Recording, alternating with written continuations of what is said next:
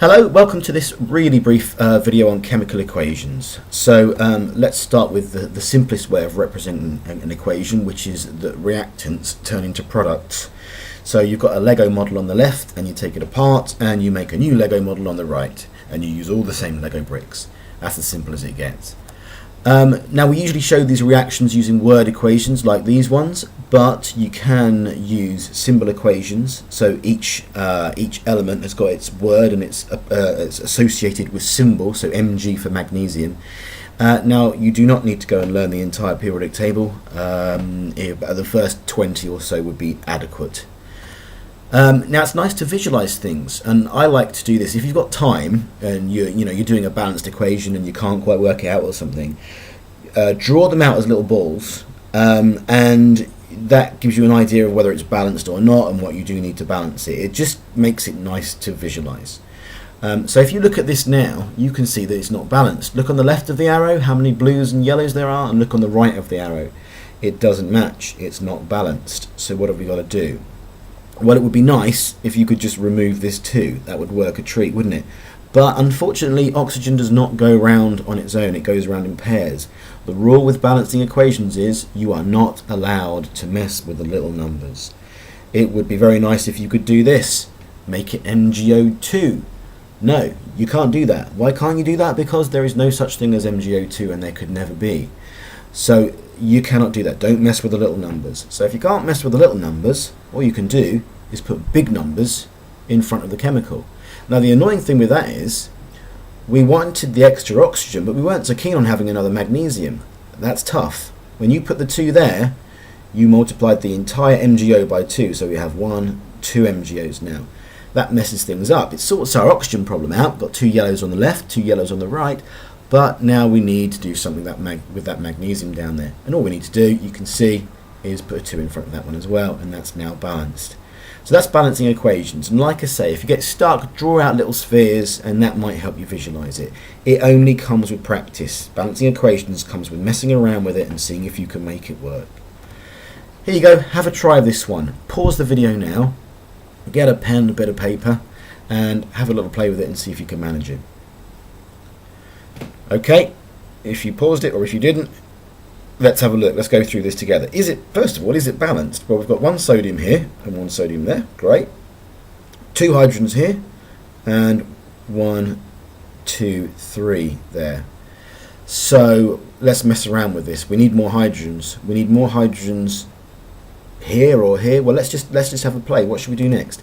Let's do this. Let's put a 2 in front of sodium hydroxide. Now you might say, why did you do that? How did you know to put a 2 there? And the answer is I didn't. I'm just messing around. And if it doesn't work, it doesn't work. But the more you do this, and the more intuitive sort of you get about it, and you can do it without thinking about it too much. So what have we done now? Now we've got 2 hydrogens here and 2 here. So on this side we've got 4. On this side we've got 2. So what are we going to do? Well, the next step is to put a big 2 in front of that water there. Now we've got 2 lots of H2, that's 4. 2 H's there, 2 H's there, that's 4. The hydrogen's now balanced, that's brilliant. But what we've done is we've given ourselves a problem. We've multiplied that H by 2, but we've also multiplied the O and the Na by 2. So we're going to have to give ourselves another Na here, so a 2 in front of that one. How about now? 2 sodiums, 4 hydrogens, 2 and 2 is 4. Oxygens, 2. Oxygens, 2. That's it. That balances. Okay? It's just having a little bit of a mess around. And that is only going to come from practice. So, why don't you have a try of these? Pause the video, have a little go of them, unpause it, and I'll give you the answers. Okay, there you go. That's what you should have got. Keep on practicing and it will come to you. Okay, let's have a look at brackets now. What does this mean? It's a bit sort of mathematical. All this means is you have to multiply everything inside the brackets by 2, not what's outside the bracket. So that's 1 calcium atom, 2 oxygen atoms, 2 hydrogen atoms. How many atoms in total? How many atoms in this molecule here? Well, there is 5. 2 and 2 and 1. Okay. Now, chemistry is a bit of a different language. It's got different bits of the names mean different things, and I think that's one of the things that's really confusing. If a word ends in ium, then it's probably a metal, usually. There are the occasional exception, but usually sodium, calcium, potassium, ends in -ium, then it's a metal. Helium is an exception, I suppose, but this is a rule that holds for most of the case, most of the times. Ide. If something ends in ide, then it's got two different kinds of element in it. Lithium and chlorine. That's two different elements. So they make lithium chloride. Magnesium and oxygen are two different types of element. So it's magnesium oxide. Not two different atoms, two different types of element. Okay, and that gives you an IDE on the end. What about this one? 8. If it's got ATE on the end, that means there's an oxygen in the presence of two other elements. So down here, there's our oxygen in the presence of two other elements, potassium and nitrogen. So we've got potassium nitrate. The O3 on the end is the ATE bit, that's the 8 bit. Okay, so two elements with an oxygen is something something 8, and in this case potassium nitrate. It's usually 3 on the end, sometimes it's 4, and at this stage you're only going to get to know that from experience. You're not going to deal at this level with a great number of these, but you need to be aware of them. So here you go, let's do some testing. What would I get if I reacted HCl with NaOH? HCl is hydrogen and chlorine, so you could call it hydrogen chloride, but the common name for hydrogen chloride is hydrochloric acid. Na, sodium, and the OH is a hydroxide, sodium hydroxide. So what would I get? Well, I'll tell you, it does split there, and it will split there. Can you guess? Well, what happens is the sodium goes with the chlorine, the metal goes with the group 7 halogen to form sodium chloride salt, and then all you do is cover the two you've used up, and what have we got left? We've got a couple of H's and an O. Put those together and you get water. So if you can get one of the products right, you can probably well make it known what the rest of the products are from what's left on the molecules. Let's do another one. Sodium carbonate plus hydrochloric acid. Well, I just told you hydrochloric acid is HCl. Now, can you write the symbols for sodium carbonate? What's the symbol for sodium? What's the symbol for carbon? And if it's got ATE on the end, what does that mean? It means it's got a bunch of oxygens on the end. Okay? There might be some guesswork here, but have a go. Try it. The symbol equation for this is sodium carbonate plus hydrochloric acid. Again, it's going to split, and once again our metal is going to go with our group 7 halogen to form sodium chloride.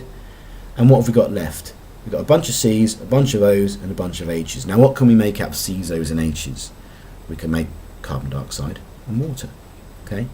Don't fall into the trap of thinking, well, there's not enough H's there for water because water's H2. This is all happening in a beaker full of millions and millions and millions of these molecules. So just because there's only one H there, don't think you can't make water. You can, because this is going on all the time. There's not only one reaction going on here. This reaction is happening millions and millions of times over. This is the last one I'm going to talk about. So a neutralization reaction. This is when you react an acid with an alkali. Okay, so pH 1 with a pH 14, and you get something in the middle. Hydrochloric acid, sodium hydroxide. Can you guess? By now you should be able to, really, because once again the metal goes with the group 7 halogen, sodium chloride, and what have we got left? Cover up the Cl and the Na, what have you got left? You've got H's and O's. Now what can we make out of H's and O's? We can make water. Okay, so an acid plus an alkali gives you a salt plus water.